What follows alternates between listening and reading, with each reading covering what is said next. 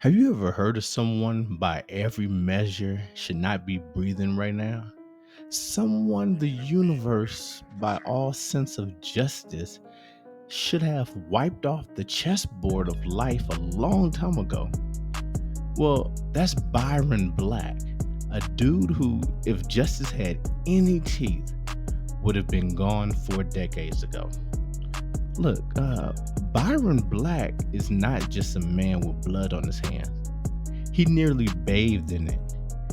So in 1988, this then 30 something year old didn't just kill a woman named Angela Claybrooks. He slaughtered her out of twisted jealousy. He shot her, then he gunned down her two daughters. I mean, let that sink in. He was a man that was so empty, he wiped out 3 lives, 2 of them children, just to make himself feel big. And here's the big thing about this. Just right before that, a few months, he had already shot Angela's ex before this. You see, this wasn't just one horrible night. This man was violent, eating up every ounce of mercy the state of Tennessee kept feeding him. You see, that state, Tennessee, flunked this test.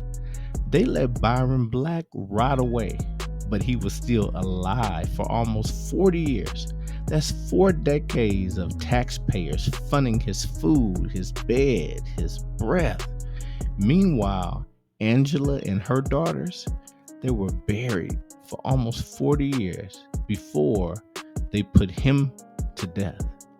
You see, their story cut short, and his somehow kept rolling on for 4 decades.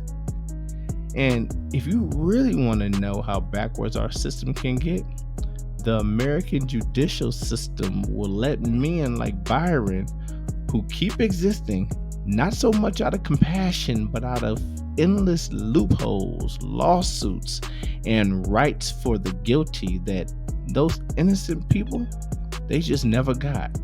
They call it due process, but to me, it's like inviting a wolf into your house while your children sleep. It's mercy for the monster, but it's cruelty for the innocent. You see, Leviticus 24:17 tells us whoever kills a human shall be put to death themselves. That's the Torah. No legal tap dance, no hiding behind a process, just a clean equation. You end the life, you forfeit yours. And this isn't just about, wild vengeance. You see, eye for an eye, which is found in Exodus 21:24, isn't a green light for savagery. It's a warning to the violent and a safeguard for the innocent. In the Torah, the punishment fits the crime. No more and no less. Now, I don't want y'all to get this confused. This ancient system wasn't about a bloodthirsty carnival. You see, the sages, they demanded strict evidence, multiple witnesses, and a big deliberation.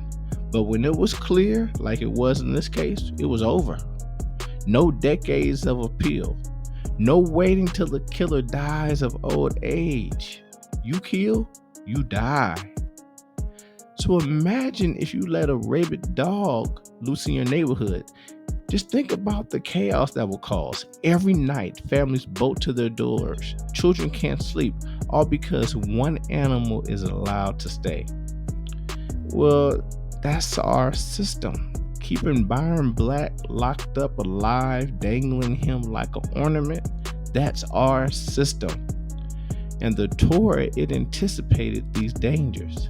In Deuteronomy 17:13, it says, all the people will hear and be afraid and will not act presumptuously again. You see, if the justice is done swiftly and fairly, well, you're setting up a warning sign on a dangerous road. You mark the danger so others don't speed blindly to their destruction. But America, nah. America puts an out of order sign on justice, and it shrugs, and it just hopes the next driver pays attention.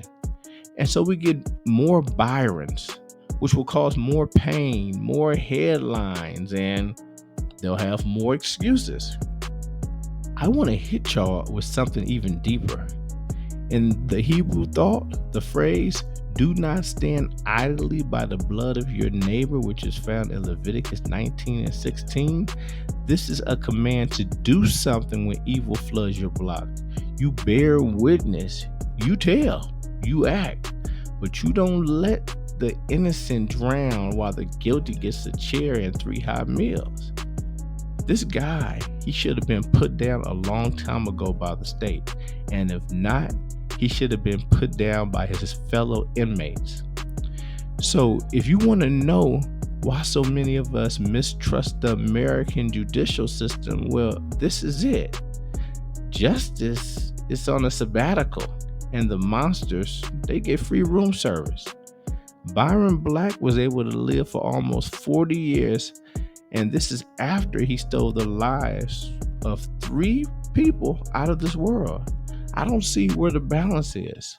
Where's the fear for the wicked and the comfort for the innocent? This isn't just about bloodlust. It's about upholding a basic truth. Life is sacred.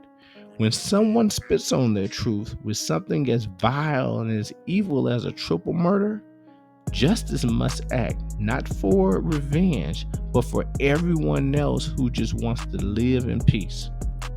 So if you're tired of justice in name only, please like and subscribe.